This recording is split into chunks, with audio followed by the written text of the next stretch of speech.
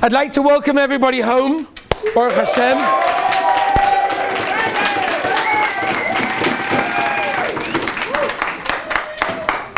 To all the guys that are coming back for their second year, welcome back.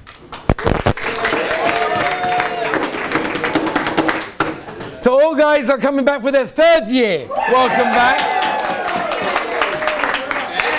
And a special shout out to Nosson Meir for his fourth year. And Shimon Epstein for his fifth year. The guys just keep on coming back, Baruch Hashem. To all of you, welcome home and welcome to what is going to be Be'ezus Hashem B'siyata D'Shmai, the most incredible year of your life. Beruchnius Ubagashmius, Be'ez Hashem.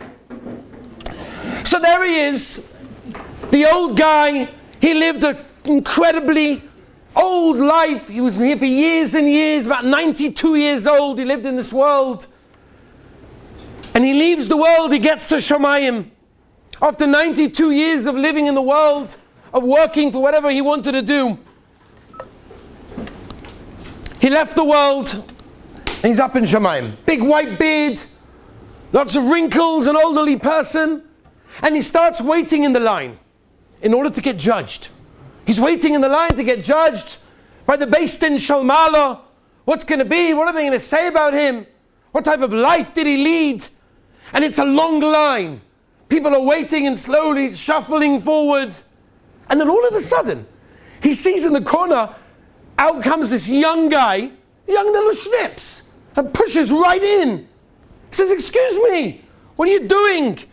But this is not some Israeli line where you just find the quickest way in without anyone noticing you. This is Shamayim over here. You can't just push in. I'm an elderly person. Years and years I lived in the world. Come on, you can't just push in. Who are you? So one of the Malachim tapped him on the shoulder. And they said, "I want to tell you something. That's not how it works over here. That's not how it works over here. It doesn't go by how many years you lived and how old you were. But it goes by what did you produce. The life that you lived in this world, what did it accomplish?" That man that you saw pushing in, that young guy, he lived on the world for a short amount of time. But he accomplished the most amazing things. Rabbi Isai, we're about to embark on a journey, on an exciting, geschmack, enjoyable journey of growth and of understanding ourselves. It's not about how long you're here. It's not about how long you stay. It's about what you do while you're here and what you accomplish in the time that you have. Somebody once came to the Heilige Kotzka. We were Zoich in Yeshiva to be there last year to stand by the Tzion of the Heilige Kotzka. The Kotzka noticed a new chassid standing over there, so he went over to him and said, "Reb Yid, what are you here for?" He said, "Rebbe, what do you mean?" "I'm here to discover the Ribbono Shel Olam." So the Kotzka laughed at him and said, "For that, you didn't have to come here. The Ribbono Shel Olam's everywhere. You could have discovered the Ribbono Shel Olam anywhere." So the man was confused. He said, "Rebbe, so why did I come here?" So the Kotzka said, "You came here to discover yourself. You came here to discover who you are." And that is what I believe every single one of you are here, sitting in this room, to discover who you are and what you can accomplish in the time that you are here. There's a Mordecai Rashi.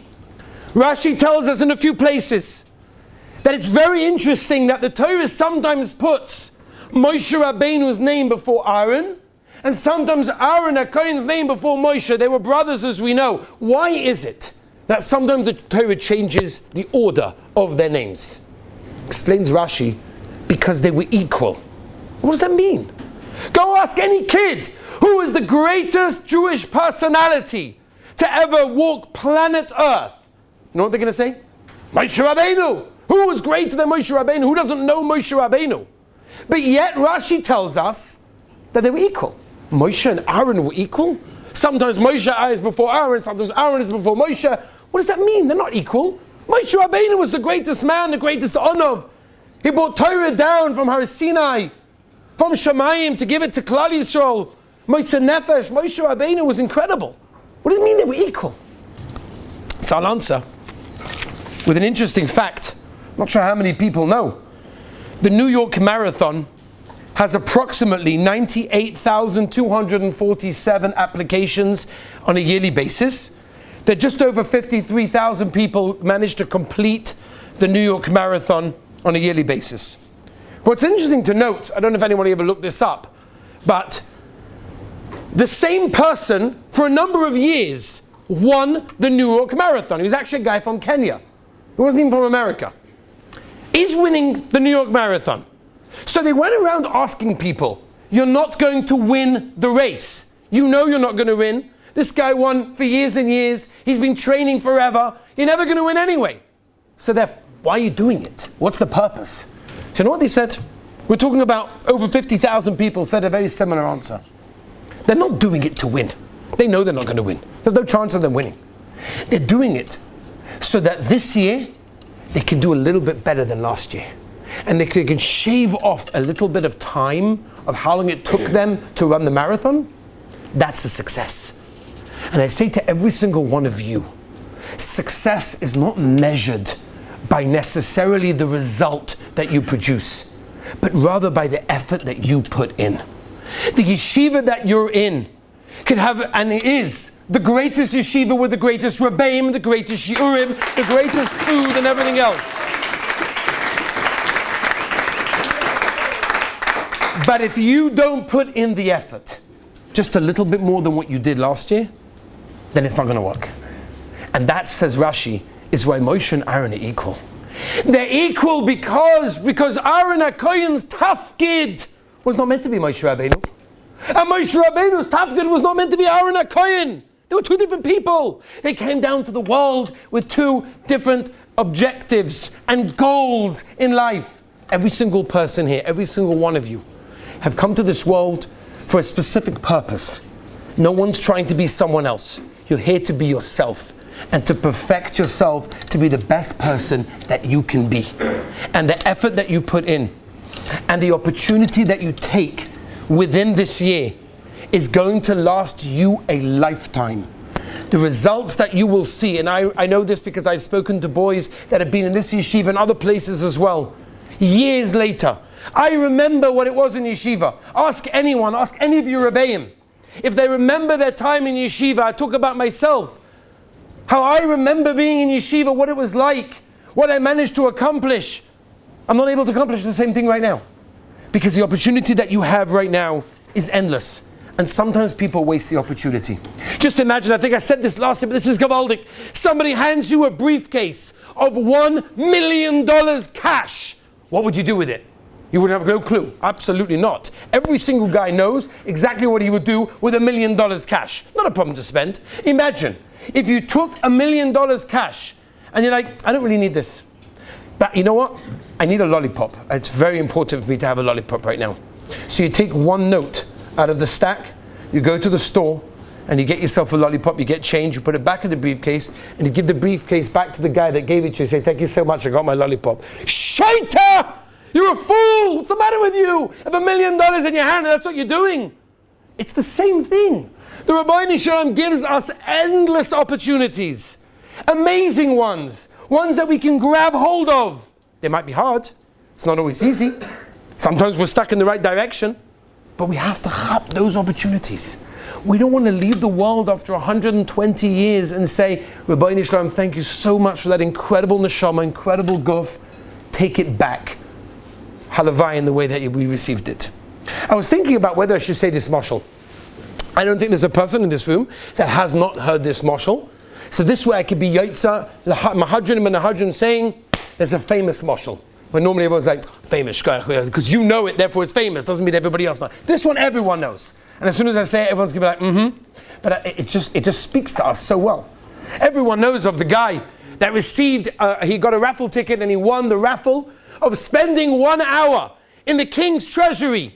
He's allowed to take whatever he wants. He walks into the treasury. He can take anything. See, I was right. He walks in, he can take whatever he wants. But they know how to do it better. What do? They open the door to the treasury. Here you go. And all of a sudden the orchestra. Wow. 40-piece orchestra. The violins, the symphonies. What's going on over there is just... It's just his eyes. He loves music. He sees it. He's like, this is incredible. And for 59 minutes, he's standing there in awe at this incredible orchestra with the music that's coming out. And they're like, 1 minute to go. What? And he starts running and he takes it out. We know the mashal. You know what this is? And so many times we see this, it's like a postcard. I don't know if anybody ever wrote a postcard here, but when I grew up, we had postcards and we wrote postcards. So if you ever saw a postcard, you'll see the following. The beginning is nice big writing, dear, whoever it is. And then towards the end, like you're trying to squish it on, because there's never enough space, you're trying to squish it on. We don't want our year in yeshiva, our time over here to be like that. There are so many distractions that the Rabbeinu Shalom has put in the world specifically for the reason to test us and to see how dedicated we are. And they're great distractions. Eretz Yisrael is full of distractions. So you have a choice. You can either stand in awe and say, wow, that is incredible. Or you could use the opportunity that you have while you're in yeshiva in order to try and do what you can do. And everyone can do their little part to be able to be koina, a year of growth, of geschmack, of Yiddishkeit, of so much here that we have to offer. Everybody knows the mashal of a young child standing on the beach, and there's all these starfish by the beach, and there's an old man walking past, and he sees the younger guy picking up a starfish and throwing it into the water. And the old man starts laughing. The young guy says, "What are you laughing at me for?" He says, "What are you doing?" He says, "What do you mean? I'm taking starfish and throwing it back into the water. Never, they're not going to live over here. I want them to live. I'll put them back in the water. They can last a little bit out of the water. This way they'll live." He says, "You're crazy. There's millions of them all over the beach. You're throwing 4 in? Wow." So the young child scoops down, takes a starfish, and throws it in the water. He says, "Look, I helped for him. I helped that one." Sometimes we think it's just too big. We can't do it. Growth, learning, there's so much to do. Davening and Shabbos Kodesh and brachas. There's so much. I can't do this. The small steps, the small things, every single person can do will help towards that goal. And I end with this. Reb Noach Weinberg, the Rosh Yeshiva of Eish HaTorah. He had a Talmud. He had many Talmidim, but one of his specific Talmidim was a very, very intelligent fellow. And he comes over to Reb Noach one time and he says, "Rosh Yeshiva, thank you so much for having me. It's great to be here. I'm leaving. I'm going. I have to go back to America." So Rosh Yeshiva says, "I don't understand. Why? You're doing so well. Everything's great. Everything's working well. You're steiging, you're growing, you're happy. What happened?" She said, "Rabbi, I'll tell you. I'm an expert in chess. I'm a very, very good chess player. In fact, I made it to the top, whatever it is, 500 in all of America. And therefore, there's a tournament going on right now. I need to be in America.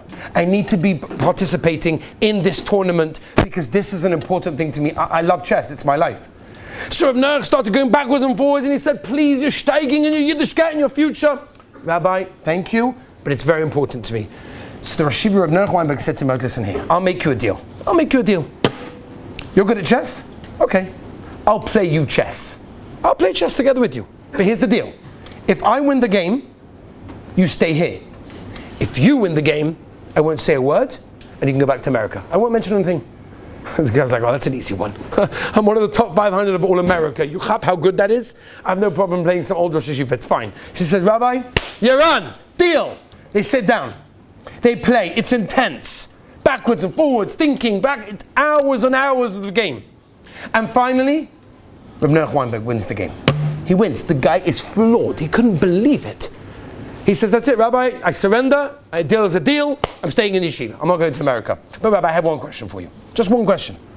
If you were so good at chess, you know I'm good at chess. You know I love chess. Why have we never played? Why have you never told me that you like chess?" So Reb Noach Weinberg told him the following. He said, "I've never played chess in my entire life. Never. But I knew that your future, your Yiddishkeit, depended on this game of chess. I gave it everything that I've got. Rabbi say your future, your Yiddishkeit, is depending on the next few months that you are in yeshiva. Your participation, your time to get up. When it's difficult, it's not always easy. But every effort that you put in is noticed by the Rabbeinu Shalom. And I'm telling you something else. We're living in a crazy world. We'll speak about it at different times. We're living in a world where people are doing things that is completely off the charts.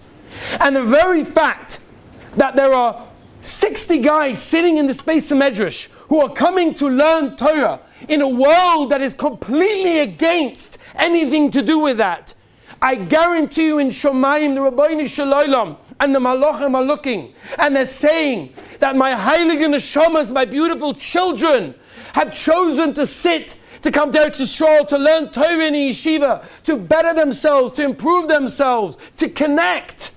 What greater nachas are you giving to the Rabbeinu Shalom, to the Melech Malchei Hamlachim? That's what rabbis say every single one of you should remember. Take the opportunity. Realize the opportunity that you have that will not come back. Utilize the Rebbeim, the Shiurim, everything that's happening over here. I guarantee you, and I'm saying this because I've seen it, and ask all the Rebbeim, they've seen it by others, I'm guaranteeing you it will change your life because it's done that with everyone else as well. Let's move on. Let's talk about yeshiva. I want to mention to you a couple